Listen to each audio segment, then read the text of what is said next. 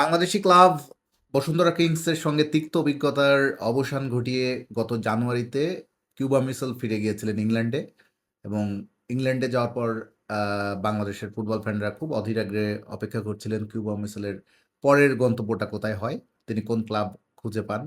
আজ তিনি একটা সুখবর, এর মধ্যে কিউবা মিসেলের সুখবরটা আপনারা জেনে গেছেন বা পেয়ে গেছেন।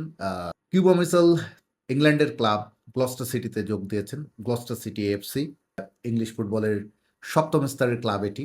ইংল্যান্ডের সপ্তম স্তরের ক্লাব হলেও এটি নিশ্চয়ই বাংলাদেশের যে কোনো প্রথম স্তরের ক্লাবের মানের চেয়েও আমার ধারণা ভালোই হবে। আমার এই কথার সঙ্গে হয়তো খুব বেশি মানুষ দ্বিমত পোষণ করবেন না। অন্তত সেখানে যে পেশাদারিত্ব, যে সুযোগ সুবিধা, যে ফ্যাসিলিটিস এবং তার যে যত ধরনের ফুটবলের সুযোগ সুবিধার দরকার হয় বা একজন ফুটবলারের, পেশাদার ফুটবলারের যাত্রার ক্ষেত্রে যতটা স্মুথ হওয়ার দরকার বেশিরভাগই সেখানে থাকে। সেক্ষেত্রে কিউবা মিসেলের এই ক্লাব পাওয়ার খবরটি নিঃসন্দেহে বাংলাদেশ ফুটবল ফ্যানদের জন্য একটা ভালো খবর।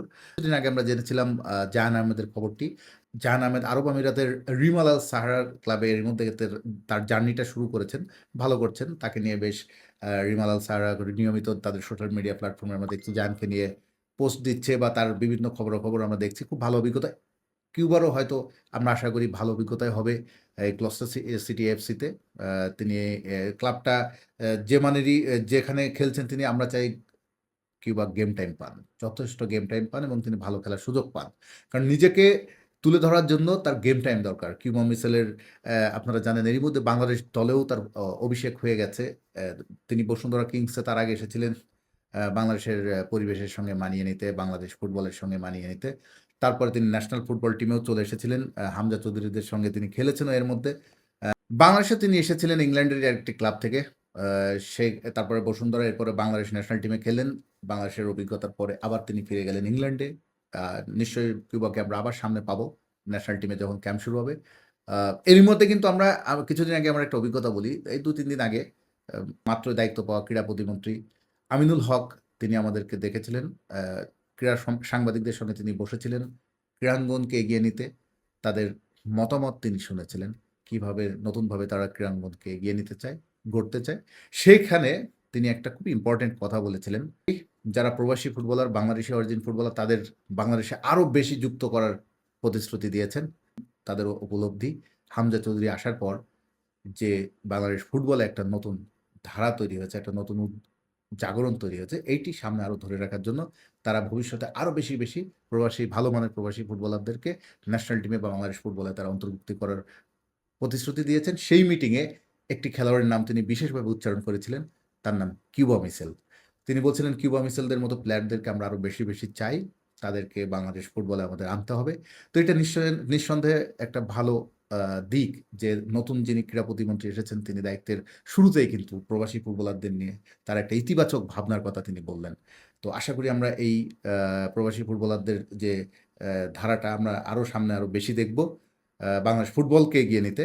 সেখানে কিউবা মিসেলদের এইরকম ক্লাব পাওয়া, ভালো মানের ক্লাব পাওয়াও কিন্তু একটা আমাদের জন্য একটা ভালো খবর। জায়ান পেয়ে গেছেন, কিউবা পেয়ে গেলেন।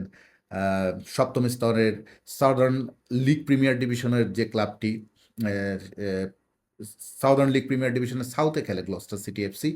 সে ক্লাবে তিনি রেগুলার ভালো খেলবেন, ভালো সুযোগ পাবেন এবং বাংলাদেশ ফুটবল তাতে উপকৃত হবে। আ এরই সঙ্গে আমরা আরেকটু অপেক্ষায় আছি আরো ২ জন ফুটবলারকে, সমিত সোমও কানাডান আ ফুটবলে এবং কেবল এফসিতে তার চুক্তিটা শেষ হয়েছে। আর আমরা আশায় আছি তিনিও ভালো কোনো ক্লাব খুঁজে পাবেন খুব শিগগিরই। তারিক কাজী আছেন আরেকজনও, বাংলাদেশে আরেকজন প্রবাসী ফুটবলার। কিছুদিন যিনি গত বছর বসুন্ধরা কিংস ছেড়ে গিয়েছিলেন তারিক কাজী, তিনিও ভালো একটা ক্লাব খুঁজে পাবেন। আমরা চাই আমাদের ফুটবলাররা ওয়ার্লড ওয়াইড ভালো মানের ফুটবল ক্লাব খুঁজে পাক, সেখানে ভালো খেলুক, ভালো গেম টাইম পাক এবং নিজেদের ক্যারিয়ারটাকে আরো স্ট্রং করুক। তাতে বাংলাদেশ ফুটবল উপকৃত হবে। হামজা চৌধুরী যাকে নিয়ে আমাদের এত আশা, তিনি কি মার্চে আসছেন বাংলাদেশে বা বাংলাদেশ টিমে জয়েন করবেন? ৩১ মার্চ যে সিঙ্গাপুরের বিপক্ষে এফসি এশিয়ান কাপ বাছাইয়ের যে বাকি ম্যাচটি আছে, আমরা কিউবাকে দেখতে চাই সে ম্যাচে, সমিত সোমকে দেখতে চাই, জায়ান আহমেদকে দেখতে চাই। আরো ২-১ জন ভালো মানের প্রবাসী ফুটবলার যুক্ত হওয়ার আশায় আছে বাংলাদেশ ফুটবল ফ্যানরা। সবচেয়ে ফুটবলের প্রাণভোমরা আমাদের বাংলাদেশ ফুটবলের যিনি সবচেয়ে বড় ফেস, সে হামজা চৌধুরীকে নিয়ে আমরা একটু অনিশ্চয়তায় আছি। কারণ তিনি ইনজুরিতে পড়েছেন। তার রিকভারি চলছে। তবে বাংলাদেশ কোচ হাবিয়ার কাবরেরা কিছুদিন আগে বলেছেন তিনি হামজাকে পেতে আশাবাদী। আ আশা করা যাচ্ছে হামজা দলে জয়েন করবেন এবং এর মধ্যে তিনি তার ইনজুরি থেকে রিকভারি করবেন এবং খুব ভালো ইমপ্রুভমেন্ট হচ্ছে হামজার। এবং আমি একটা সোর্স থেকে শুনলাম হামজার বাংলাদেশ টিমে জয়েন করার সম্ভাবনা বেশি। এটা নিশ্চয়ই বাংলাদেশ ফুটবল ফ্যানদের জন্য একটা খুব ভালো খবর এবং আমরা খুব আশায় আছি যে মার্চের ম্যাচটাতে হামজা থাকবেন।